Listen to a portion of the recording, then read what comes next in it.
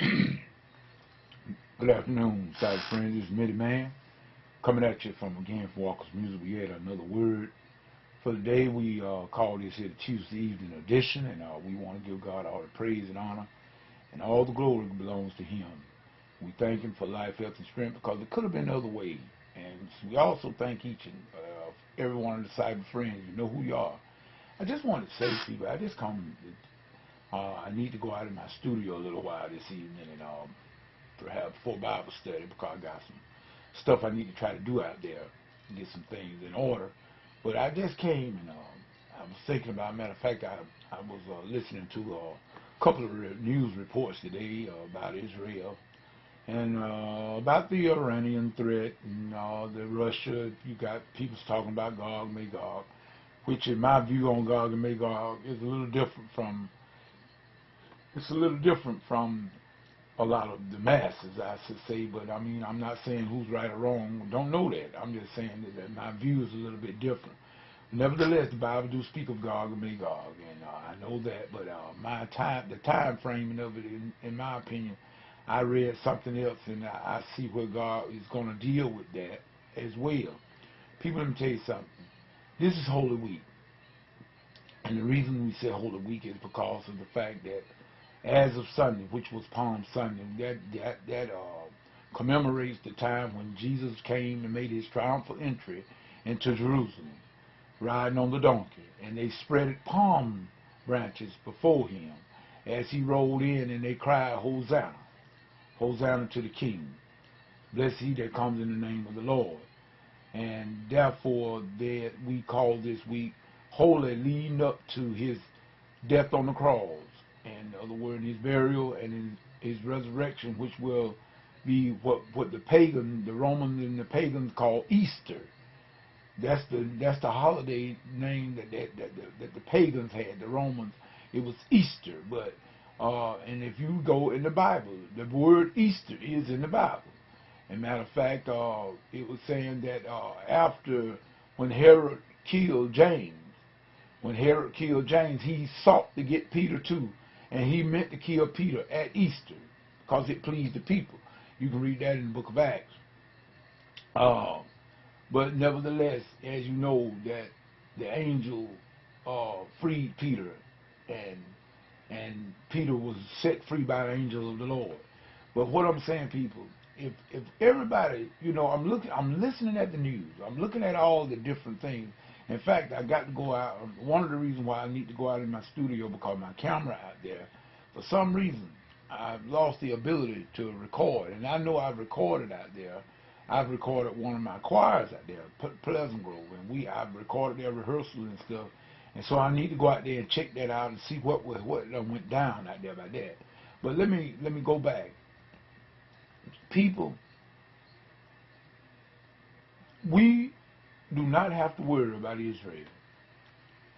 We do not have to worry about Israel. Israel will never be treated like they have been treated in the past. Never again. Let me stop. Let me say it again. Israel will never again be treated as they have been in the past. That will never happen no more. They may go through some little ordeals, but other than that, nah. They will never suffer the way they have suffered in the past. Now, the Great Tribulation, this is what I wanted everybody to see.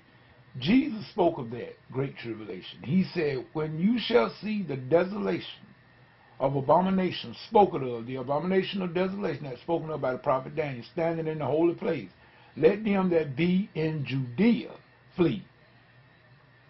That's what Jesus said. Now, I don't know where all this other talk coming from, but Jesus made it perfectly clear that when this man of sin revealed himself in the temple, that he is God, and he's going to proclaim himself as God in the temple, he said, when that particular thing happens, let those that be in Judea flee.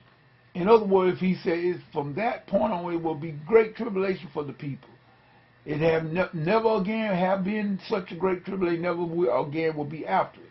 In other words, these are the days that Christ spoke about. And it was going to be to the nation of Israel. He said, let them that be in Judea. In other words, Jesus didn't say nothing in the thing about a worldwide a worldwide thing about this. He said it was going to be specific. Let them in Judea flee. That's what he said. So what we need to do, people, we need to be very, very careful when we read and study our Bibles. We need to ask the Holy Spirit, sit down with us, teach us. Don't read more in this than it is.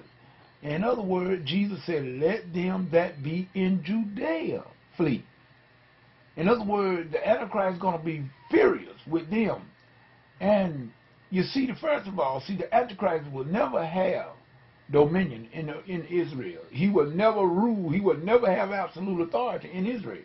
This is why he's going to be furious against, because they're never going to accept that. And it's also, according to certain scholars, they said they believe that Israel was going to be one that the Antichrist would not have total rule over, which I know that to be a fact, because the Israelite people are not going to accept any other God but the God of Jehovah. They're not going to do it. So in other words, and maybe the Jordanians, they said that they might be a country that will not, he will not have absolute authority. And I am very, very hoping, people. I am praying, and God knows I mean that. I am hoping that America be one of them too. Now, I'm not saying it's going to be, but I'm saying I pray that we will be a sovereign nation, just like, in other words, like we are now, and not give our homage over to no one-man government system. I hope we stand with Israel and be just like Israel, and we will be a burdensome stone against this man of sin that's coming. I feel in my heart that I don't believe that America is going to bow down. Now, what I mean by that, I mean America as a system, as a whole.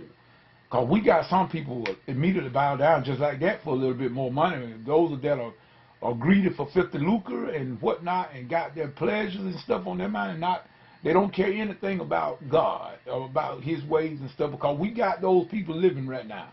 We got people don't care anything about God. And we praying for them, that they will see the light. But we got to admit that we have people that do not care anything for nothing of God. So we know that we got people in the United States that will gladly accept this here soon coming man of sin. But what I am saying is, I'm hoping that the America as this system, as a whole, as a way of life, that we remember that we were founded by God for us to solve a problem for the nation of Israel. And I believe that happened in 1492. So in other words, we were founded by God, made up by God. All of our laws are based on the Ten Commandments. Just like I tell people, and I may go into this a little bit tonight in the Bible study, we have Christianity because of Judaism, not the other way around, people. Christianity was born out of Judaism. If you get rid of Judaism, then you get rid of Christianity. Christianity won't even exist. Because remember, even Jesus said this, salvation came from the Jews. You don't believe it? Read John. Read the Gospel of John. Read about what he told the woman at the well. So people, it is my hope that the United States, along with it, I don't know whether President Obama will still be in office at that time, because I know President Obama's minister in his tenure is about to come to an end. I don't know who's the next president going to be, but I believe we are facing some very, very serious times in the times ahead. I don't know exactly what's going to happen, but I do believe that something major is about to happen, especially with the nation of Israel. And the repercussions are going to be very widespread, and I think it's going to be felt around the world. But nevertheless, we do know that God got his eyes on Jerusalem and Israel. He never sleeps. He always watches Israel. Don't worry about Israel. Israel is going to be just fine, because God is going to cut to pieces any nation that goes against them. Now, believe me, the man is one, but I dare you to read Zechariah. If you don't believe me, the man, read Zechariah. The nation of Israel is protected by God himself. People, leave Israel alone. Please listen to me, the man's voice. Leave Israel alone. Now you can go all the way back to the days of Egypt. And you could ask old Ramesses. Ramesses would tell you better leave those people alone. Ramesses, if he could speak today, he would tell you all of it. Leave Israel alone. Even on down to the time of Gideon. God made them fight against themselves, just like he's already predicted in Ezekiel. He's going to turn, he's going to put hooks in their jaw, which is oil. God going to drive them down in the valley of Jehoshaphat. People, well, we're just going to stop right there. And I'm going to say, whatever you get into, if God is not in it, it's best that you come out of it, because it's going to come to nothing. If God ain't in it, forget it. This is Mitty Man saying, whatever you do, please pray for the peace of Israel. Pray for the peace of Jerusalem. Pray for the nation of Israel. Those that God said, those that bless you, Abraham, I will bless them. Those that curse you, I will curse. People, I don't know about you, but Mitty Man believes that.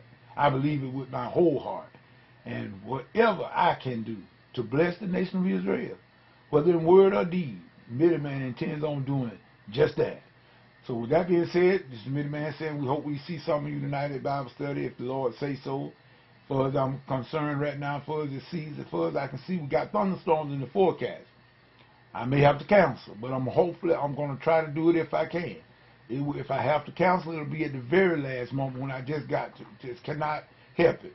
But if the Lord say so, we will have Bible study tonight, 11 p.m. Eastern Standard Time, Blog Talk Radio. Be there. We'll talk to y'all later. God bless. Goodbye.